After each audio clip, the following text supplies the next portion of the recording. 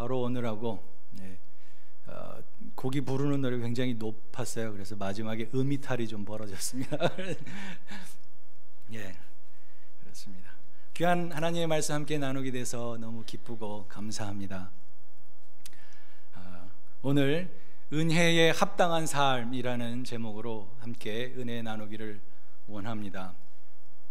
우리 그리스도인이 살아가면서 제일 좋아하는 단어가 여러 가지가 있는데 그 중에 단연코 제일 좋아하고 많이 쓰는 말이 무엇일까 생각을 해봤는데 그게 바로 은혜라는 말이 아닌가 생각이 됩니다. 여러분도 동의하시죠? 네, 그렇습니다. 그래서 은혜라는 말이 얼마나 좋고 감사한지 저는 두 딸의 이름을 다 은혜, 은자를 다 집어넣어서 지었다는 거 아십니까, 여러분? 예. 그래서 첫 아이 이름이 은서고 둘째 아들이 둘째 딸이네. 예. 둘째 딸이 은별입니다. 큰 아이의 이름은 은혜 은자, 베풀 서자. 2000년도 4월생인데요. 은서라는 이름이 그때는 흔하지 않았습니다. 그래서 이름을 물어보면, 첫 아이를 안고 물어보면 은서입니다. 그럼 은성이요? 라고 물어보거나 다른 이제 일반적인 이름으로 되물어봤습니다. 여러 번 말씀해 드려야 은서라는 이름을 인식을 했어요. 근데 그해 가을에 무슨 드라마가 나왔는지 아십니까? 가을 동화라는 드라마가 나왔어요. 근데 그 드라마의 주인공 이름이 은서인 거예요. 그래서 그 다음부터는 은서라 그러면은 가을 동화 은서요. 예, 사실은 은서라는 그 이름의 프리미엄이 저희 딸에게 있다는 사실입니다. 예, 그 은서라는 드라마 작가가 저희한테 돈을 내야 될지도 모릅니다. 예, 은혜 은자의 베풀서입니다. 은혜를 많이 받아서 그 은혜를 나누는 삶이 좋겠다, 그런 뜻을 담았습니다.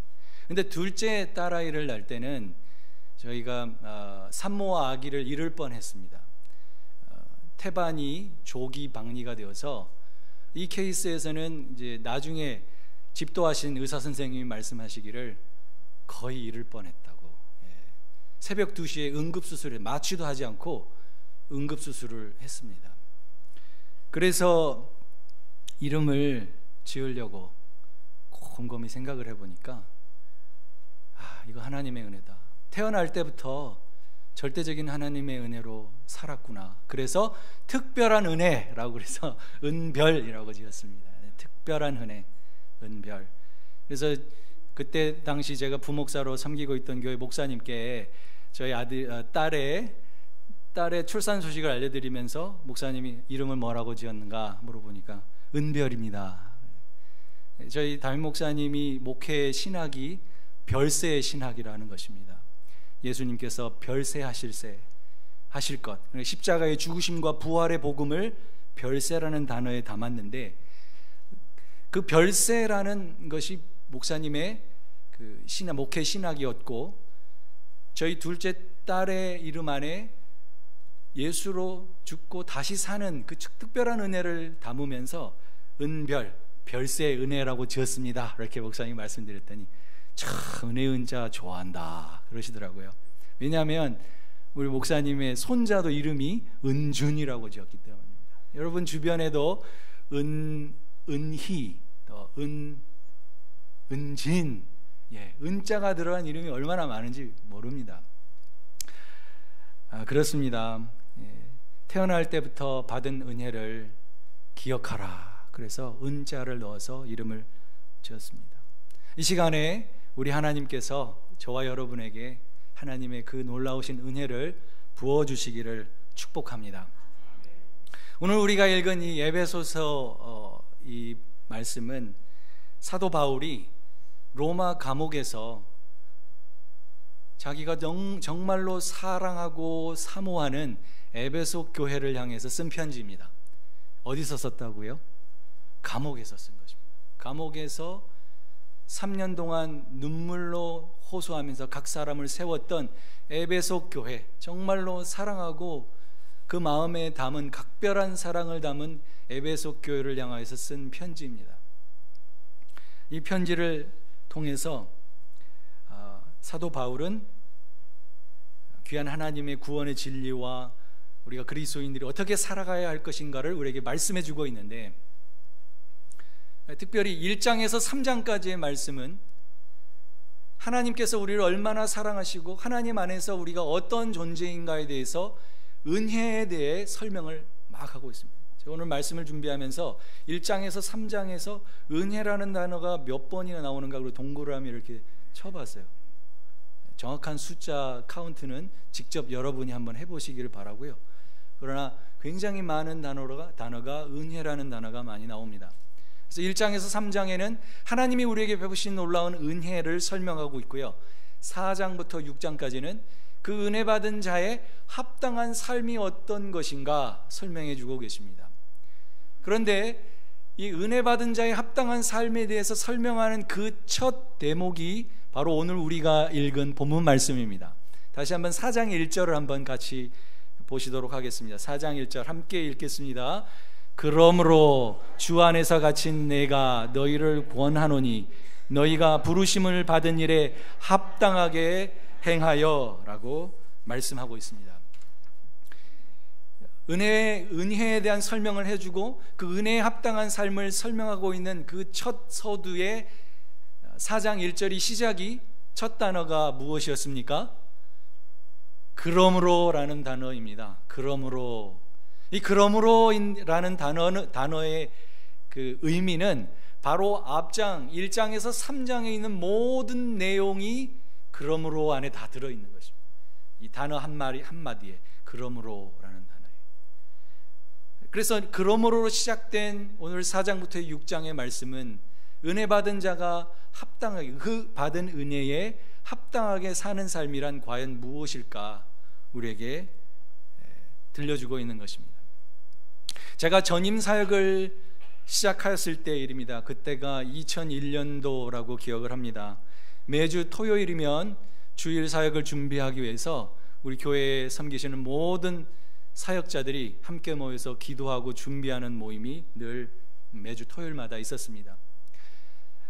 그때 새로 부임한 교육 전도사님들이 몇 분 계셨습니다. 그래서 목사님들, 전도사님, 교육 전도사님으로부터 부목사님들까지 그때 저희 교회에 섬기시는 목사님들이 한 40여 명 됐었거든요. 40여 명 되는 목사님들 가운데 전도사님들이 앞에 나와 소개를 다 일일이 하고 그때 담임 목사님이 물어보십니다. 이분들에게 전도사님들 왜 우리 교회 오셨습니까? 라고 물어보셨습니다.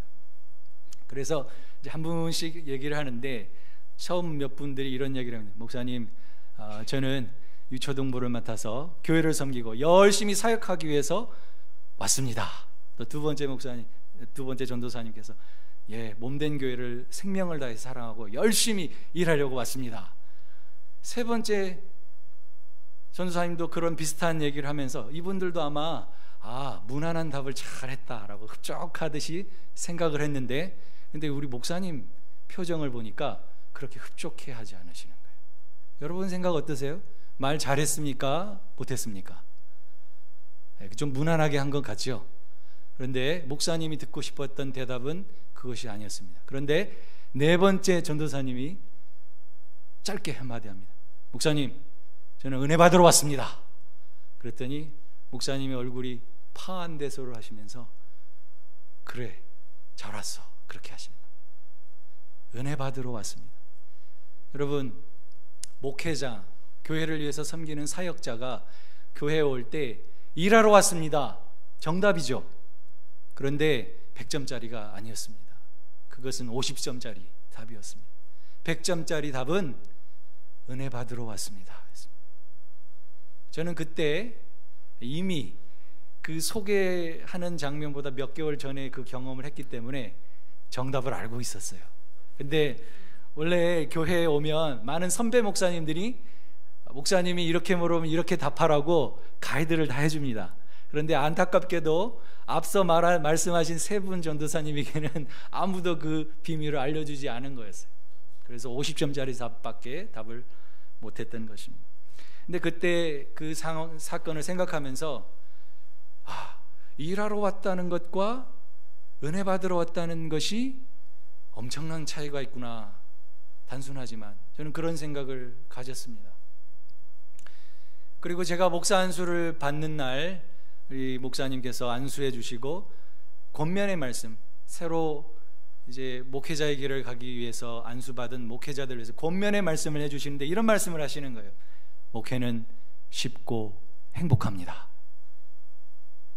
그 한마디가 제 마음속에 다른 말씀 어떤 말씀이었는지 기억나지는 않습니다. 목회는 쉽고 행복합니다. 왜 그런가? 예수님께서 나의 멍에를 메고 내게 배우라.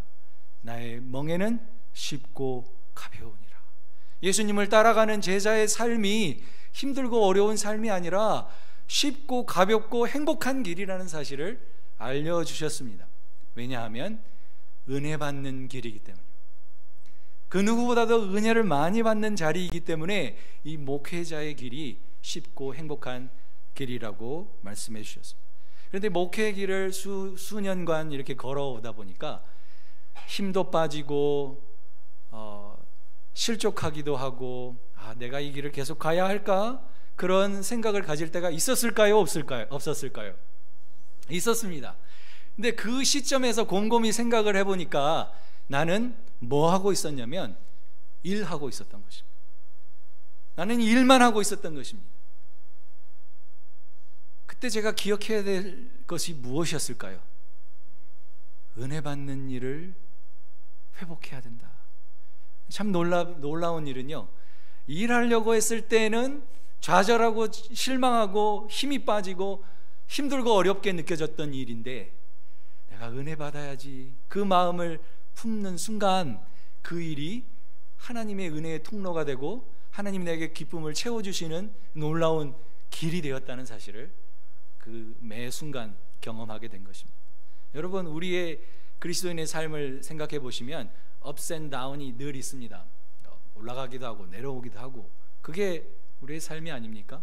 여러분, 철로역정이라고 하는 책을 읽어보셔도 크리스찬이 하나님의 나라를 향해 걸어가는 그 걸음 보시면 여러 우여곡절이 있습니다. 산을 넘었는가 하니 또 엄청난 태산이 그 앞에 발견되는 것이고, 어느 날은 하나님의 진리의 말씀을 잊어버리고 방황하는 그런 때도 있습니다. 어느 날은 유혹에 빠져서 깊은 수렁에 빠지는 일도 있는 것입니다. 그런데 귀한 것은, 사랑하는 성도 여러분, 그리스도인의 삶은 올라가기도 하며 내려가기도 하지만 저 영원한 천국, 하나님의 집을 향한 생명의 길이라는 사실을 우리는 결코 잊지 말아야 할 것입니다. 그렇습니다. 우리의 인생의 여러 가지 행동들, 또 액티비티들, 특별히 우리가 하는 운동들을 보면 기본 자세라는 게 있습니다. 기본 자세. 그 기본 자세라는 것이 모든 운동들에 있습니다. 골프를 해도 기본 자세라는 게 있고, 유도를 해도 기본 자세라는 게 있습니다.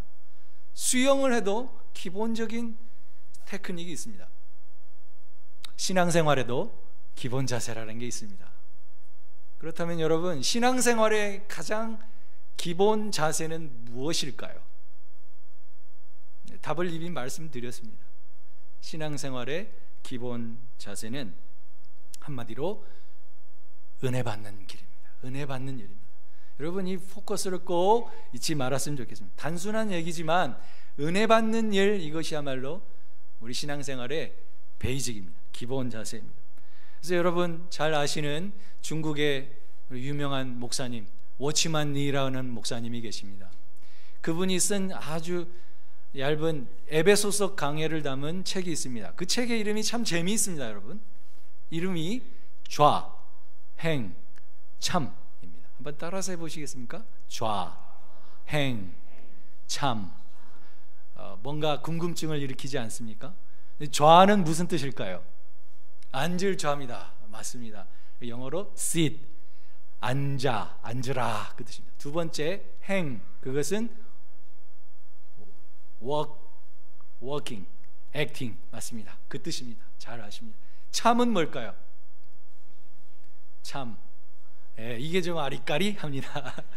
이 참은 뭐냐면 stand, 대적한다, 굳게 선다, 그런 뜻입니다. 그래서 이 에베소서의 말씀을 세 마디로 딱 고정을 했어요.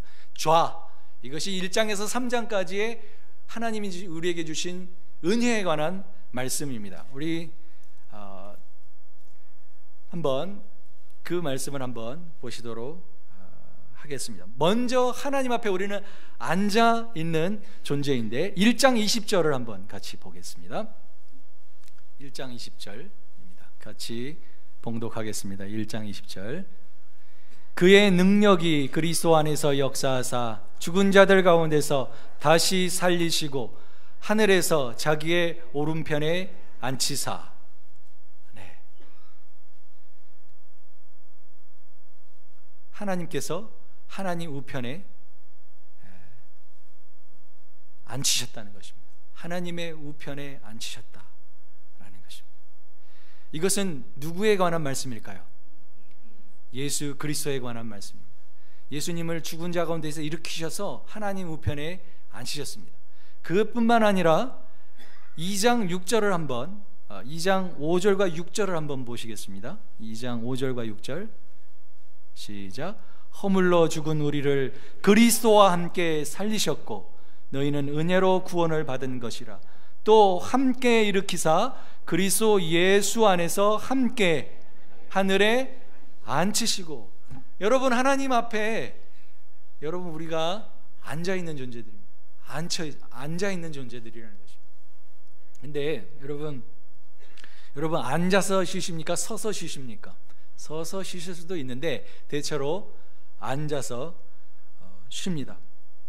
바로 이것이 우리가 하나님 안에서 가지고 있는 신분입니다. 신분. 앉아서 쉬는 사람이 아들입니까? 서서 돌아다니면서 서브하고 막 잔일하는 사람이 아들입니까? 딸입니까? 예, 아들과 딸은 앉아서 있습니다. 서서 있는 사람들은 아들과 딸을 이기보다는 일하는 사람들을 이겠죠. 그래서 1장에서 3장에서 계속 우리에게 반복해서 말씀해 주시는 것은 우리가 하나님 앞에 안에서 하나님 안에 앉아있는 존재이다, 하나님 우편에 앉아있는 존재다라는 사실을 알려주는 것입니다. 하나님의 아들과 딸로서 말씀하시는 것입니다. 그래서 이것이 그러므로라고 하는 것의 핵심입니다. 우리가 그 은혜를 받았습니다. 예수 그리스도로 말미암아 우리의 죄가 용서받고 하나님의 자녀가 되는 권세를 우리가 다 받았습니다. 그리고 나서 행, 그것이 4장 1절에 시작됩니다. 행, 걷고 행한다라는 것입니다. 그것이 이제 은혜 받은 자의 합당한 삶이 되는 것입니다. 1절에 4장 1절에 그러므로 주 안에서 갇힌 내가 너희를 권하노니 너희가 부르심을 입은 부름에 합당하게 행하여, 그렇게 말씀합니다. 1장과 3장에서는 이런 행동하는 것에 대해서는 아무런 언급이 안 나옵니다.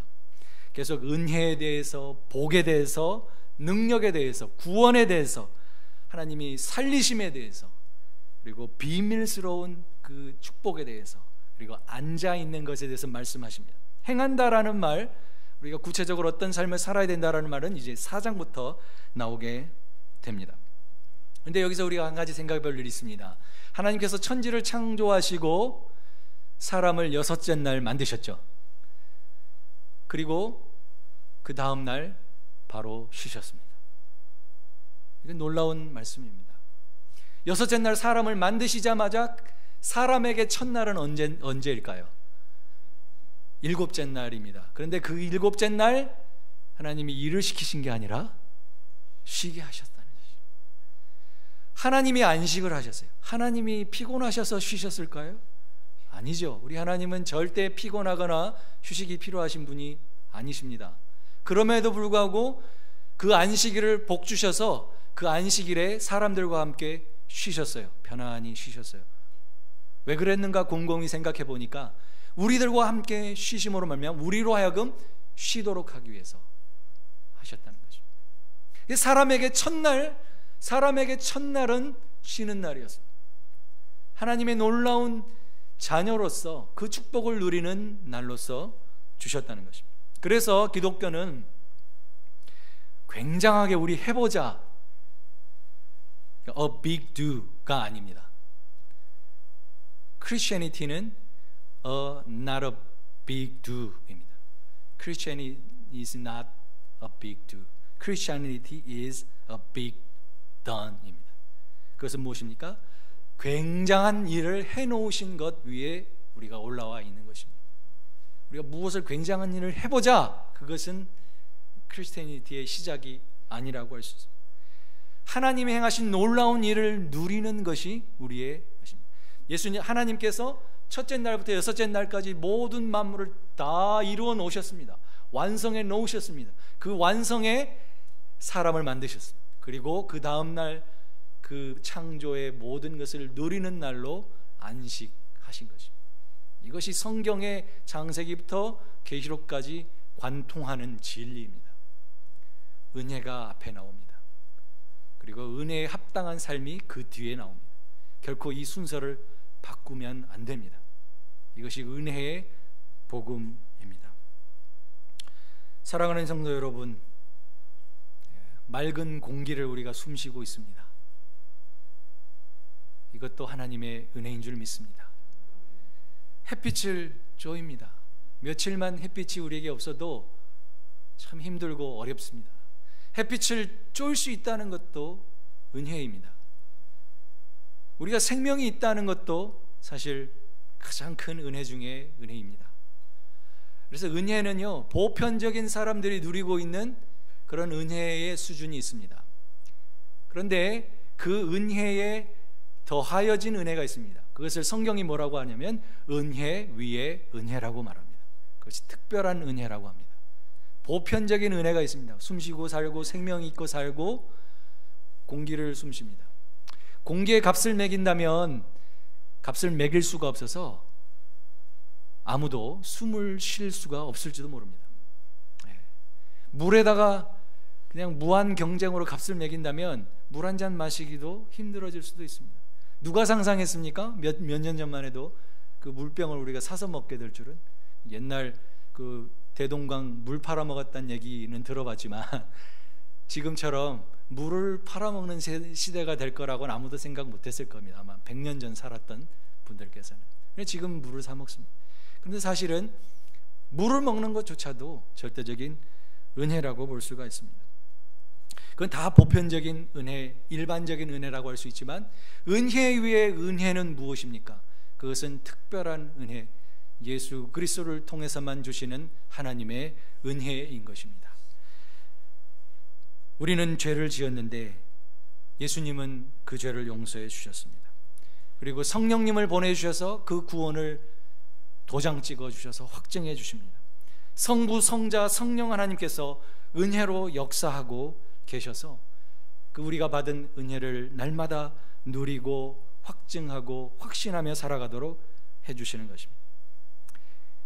그렇게 우리가 받은 은혜를 누리도록 살아가는 것이 우리에게 첫 번째 관심이 되어야 합니다.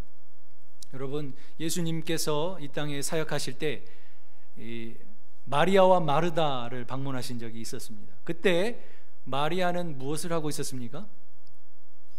은혜 받는 일을 하고 있었습니다. 예수님 앞에 가서 길과 진리요 생명이신 예수님의 생명의 말씀을 들었어요. 뭐 했어요? 예수님 발 아래에 앉아서 그 말씀을 듣고 있었어요.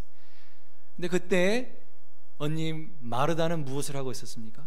아주 분주하게 예수님을 섬기기 위해서 일을 하고 계셨습니다.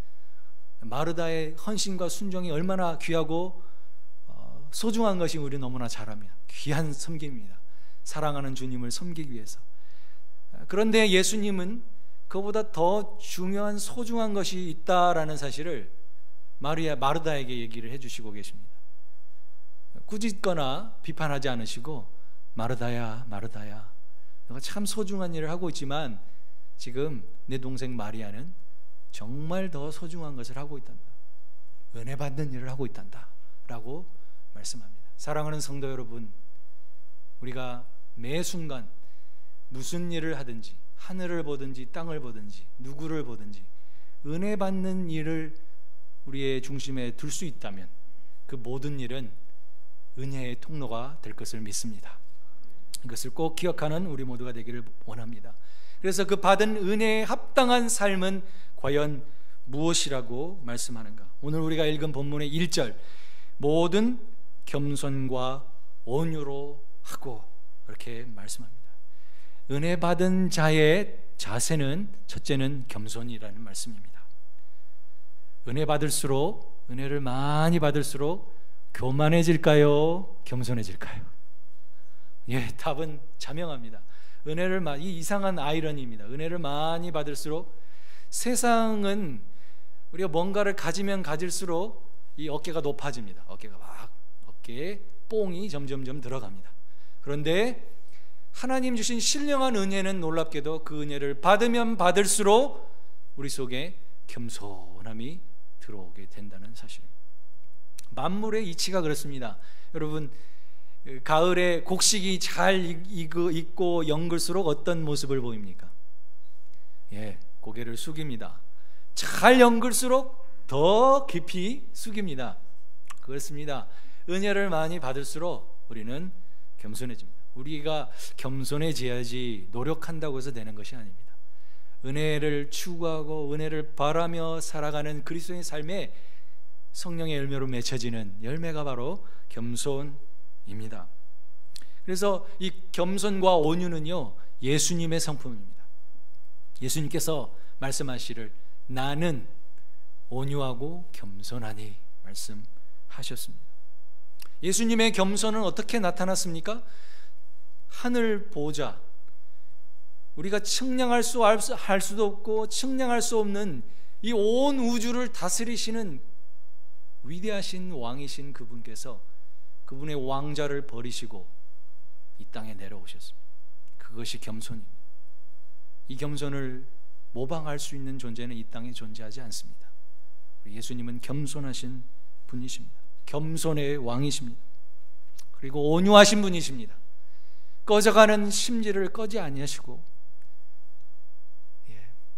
상한 갈대를 꺾어버리지 않습니다. 온유하신 분이십니다. 길이 참으시는 분이십니다. 그리고 사도 바울, 이 은혜 받은 자의 표상인 이 사도 바울도 에베소서 3장 18절 말씀을 한번, 그의 고백을 한번 들어보겠습니다. 3장 18절에 능히 모든 성도와 함께 지식에 넘치는 그리스도의 사랑을 알고 그 너비와 길이와 높이와 깊이가 어떠함을 깨달아 하나님의 모든 충만하신 것으로 너에게 충만하기를 구하노라. 그가 은혜를 얼마나 많이 받았는지 모릅니다. 그런데 은혜를 받았음에도 불구하고 그것에 만족하지 않고 내가 예수 그리스도의 그 놀라운 은혜를 더 알기를 원하고 내가 알고 깨닫는 그 은혜를 성도 여러분도 더 알기를 원합니다. 이런 권면을 하고 있습니다. 그리고 자기 자신을 고백합니다. 나는 모든 성도 중에 지극히 작은 자보다 더 작은 자입니다. 나에게 이 은혜를 주신 것은 측량할 수 없는 그리스도의 풍성을 이방 사람들에게 나누기 위한 것입니다. 이런 고백을 합니다. 이 놀라운 하나님의 비밀과 은혜를 받았던 사도 바울이 고백하는 그 고백을 보십시오. 나는 지극히 작은 자입니다. 모든 성도 중에 지극히 작은 자입니다. 나는 죄인 중에 괴수입니다. 이런 고백을 하고 있습니다. 바로 이것이 은혜 받은 자의 모습입니다. 은혜에 합당한 삶을 사는 그리스도인의 첫 번째 태도와 자세는 겸손과 온유입니다. 여러분, 예수님을 믿고 영접했던 때 그 뜨거운 마음이 오늘 더 뜨거워지셨습니까? 그렇게 되실 줄 믿습니다. 예, 내가 예수님을 믿었을 때보다 오늘 내가 그 마음이 더 뜨겁다. 내가 예수님을 더 사랑한다. 내가 더 예수님과 함께 더 정이 많이 들었다. 세월이 갈수록 예수님이 더 좋다. 그렇게 되시기를 축복합니다. 그것을 통해 우리가 은혜 받은 자의 합당한 삶을 살 수가 있기를 원합니다. 두 번째 우리에게 알려주고 있는 은혜 받은 자의 합당한 삶은 무엇입니까? 바로 뒤에 나오는 말입니다. 오래 참음으로 사랑 가운데서 서로 용납하라. 은혜 받은 자의 두 번째 모습은 그것입니다. 서로 용납하는 것입니다.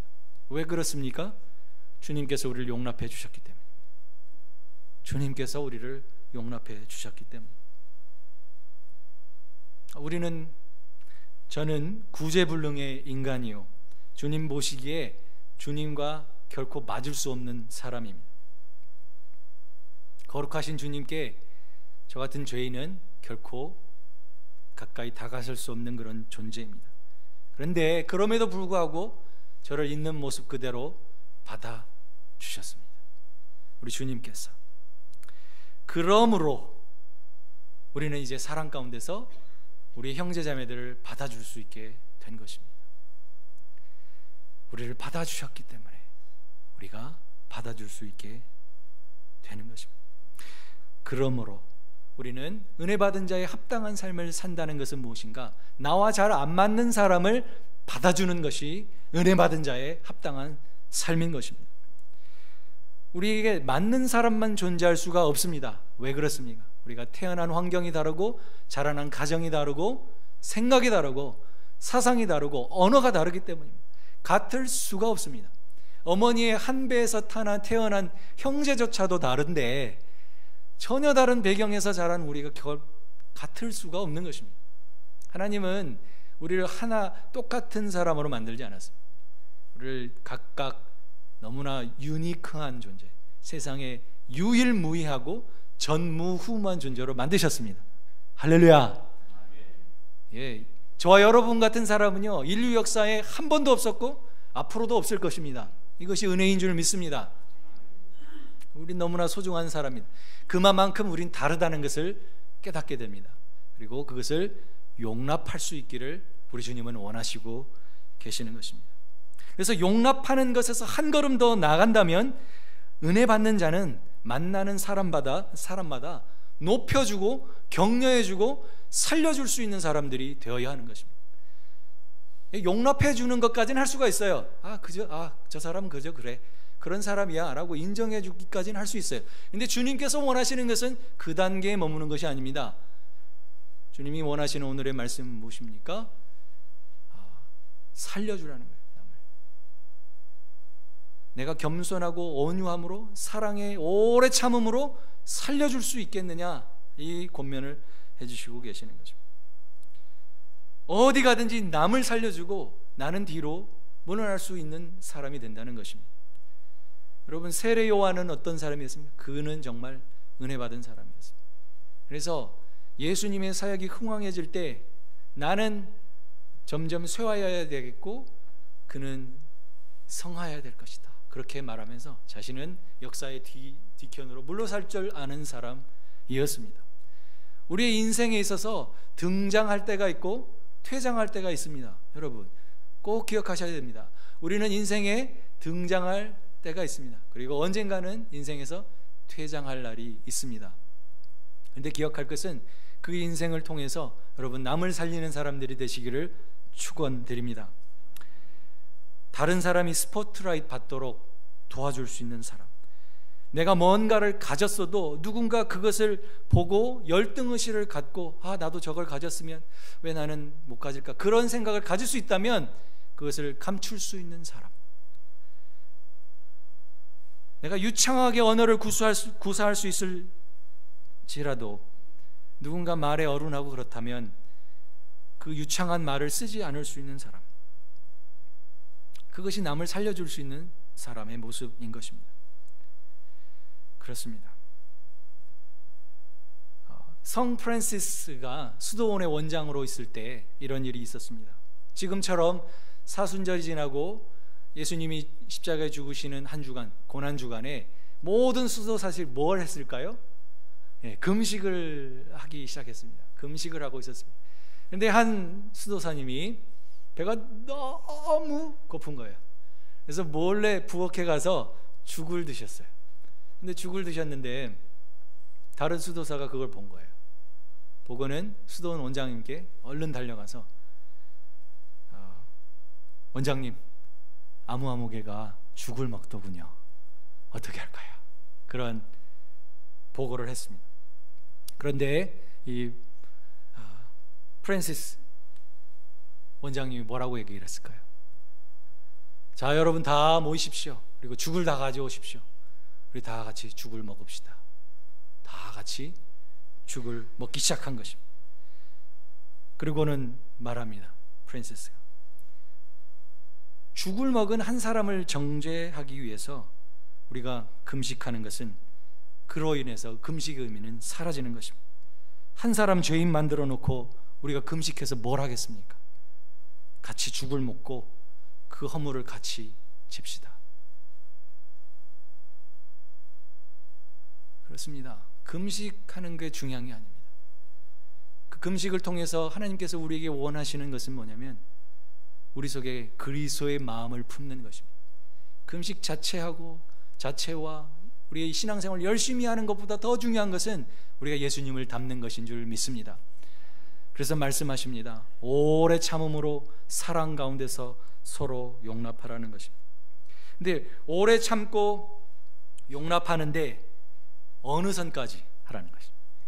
우리는 좀 어느 선까지 한계를 긋기를 좋아하죠. 한 번, 두 번은 해줄 수 있습니다. 3번, 3세판 그러면 어떻게 되죠? 타임 아웃, 영원히 퇴출, 더 이상 이제 용납은 없어. 그럴 수가 있습니다. 근데 우리 예수님은 뭐라고 하십니까? 형제가 그 똑같은 잘못을 하더라도 몇 번? 7번씩 70번. 단순히 산술 계산을 해봐도 꽤 많은 것입니다. 그것은 무엇입니까? 계속해서라는 거죠. 계속해서. 그렇게 하실 수 있겠습니까? 힘들어요. 그렇습니다. 힘든 일입니다.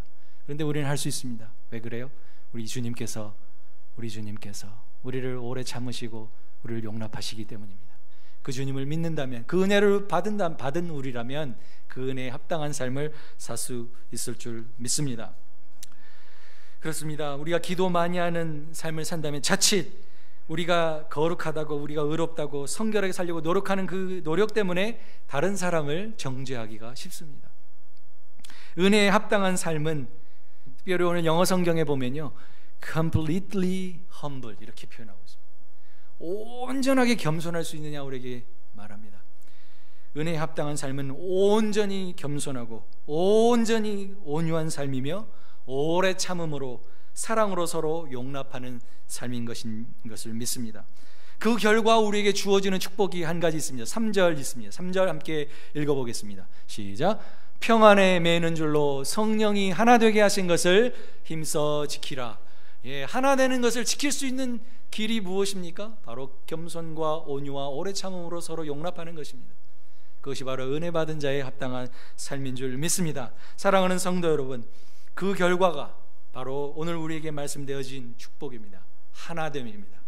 40주년을 맞는 우리 교회가 하나 되기를 원한다면 먼저는 은혜 받는 일에 집중하시기를 바랍니다.